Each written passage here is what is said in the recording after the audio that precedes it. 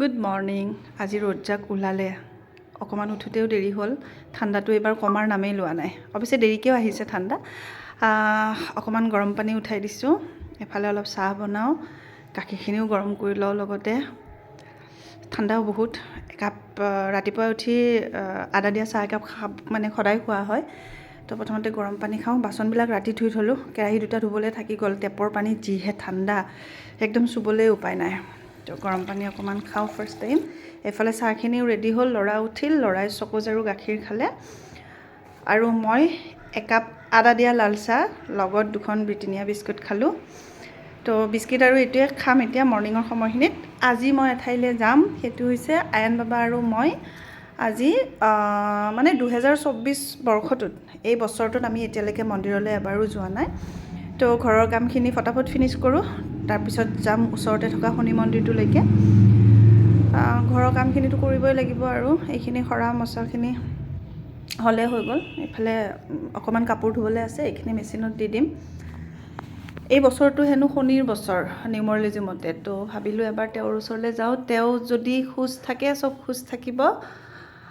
মেচিনত কাপোৰকেইটা দিলোঁ। এফালে মই ঘৰটো অকণমান বোলো অলপমান মুচি দিওঁ আৰু ৰুমকেইটা অকণ পৰিপাটি কৰিলোঁ। এইফালে মোৰ ঘৰটো চব ধুনীয়াকৈ পৰিপাটি হ'ল। চোফাত একদম কাপোৰ ধোৱা আছে। গা পা ধুই আজৰি হ'লোঁ। মন্দিৰলৈ যাম যেতিয়া এযোৰ মেখেলা চাদৰ পিন্ধি ৰেডি হৈছোঁ।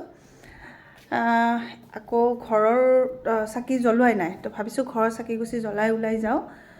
তুলসী গছত চাকি জ্বলাই আছোঁ, ল'ৰাই ভিডিঅ' কৰি আছিলে। তাৰ সেইখিনি সময়ত এবুৰি প্ৰশ্ন, কিয় তুলসী গছত চাকি জ্বলাব লাগে? মই বোলো ঠিক আছে, আমাৰ আহি পেলাই বুজাম এইটো লৈ পেলাই। এতিয়া আমি ফটাফট মন্দিৰৰ পৰা আহোঁ। তো এইখিনি কৰি মেলি আজৰি হৈ এপাক মন্দিৰলৈ ওলালোঁ আমি। তো ক'লোৱে মই ঘৰৰ একদম ওচৰত, ৱাকিং ডিষ্টেঞ্চটো দুয়োটাই খোজকাঢ়ি গ'লোঁ। তাৰপিছত মন্দিৰত পূজা চূজা কৰিলোঁ। পূজা কৰি উঠি পেলাই ভাবিলোঁ যে বজাৰ আছে যেতিয়া, ওলাই আহিছোঁ যেতিয়া এপাক বজাৰলৈ যাওঁ। বজাৰ মানে ইয়াৰ অকণমান পনীৰ ল'বলৈ আছিলে, তো পনীৰখিনি ল'লোঁ। আয়ন বাবাই ধুনীয়াকৈ নমো কৰিছে হনুমান বাবাৰ ওচৰত, আৰু মই চাকি জ্বলাইছোঁ। আমাৰ লগতে আপোনালোক আটাইৰে ভাল হওক, বাবাৰ ওচৰত তাৰে প্ৰাৰ্থনা কৰিছোঁ। সকলোবোৰ ভালে থাকক, কুশলে থাকক। এইখিনি কৰি উঠি পেলাই ফাৰ্ষ্ট টাইম মই ওলাই যাম এখন কচমেটিক্স দোকানলৈকে। মোৰ দুটামান বস্তু ল'বলৈ আছিলে। তাৰপিছত আয়ন বাবাটো আৰু বস্তু দেখিলে হৈয়ে গ'ল, তাতে তাৰ খেলনা চেলনা কিবা কিবি পালে, লগতে বল এটা দেখিলে এইটো লগা হ'ল। অৱশ্যে দিব নালাগে, কিন্তু কি কৰিব আৰু, লাগে লাগে বুলি কৈছিলে, আগৰ বলটো হেৰাই গ'ল। তাৰপিছত ইয়াৰ পৰা ওলাই পনীৰৰ তাতে গ'লোঁ, দোকানত গ'লোঁ, মিঠাই দোকানত গ'লোঁ। সি বোলে এটা ষ্ট্ৰবেৰী পেষ্ট্ৰি খাই, সেইটো ল'লোঁ। তাৰপিছত আহিলোঁ ঘৰলৈ, ভাত পানী খালোঁ আমি। এতিয়া ইভিনিং বুলি কওঁতে দুপৰীয়া আৰু 3টামান বাজিছে। তো মই ঘৰৰ কানি কাপোৰ জাপি পেলাই বহুদিন কৰিবলৈ থকা এই গডৰেজটো মোৰ অৱস্থা নাছিলে, এইখিনি ঠিক ঠাক কৰিলোঁ। তো আজিৰ দিনটো এনেদৰে পাৰ হ'ল। যথেষ্ট সময় লাগিল এইবোৰ কৰোঁতে মেলোতে।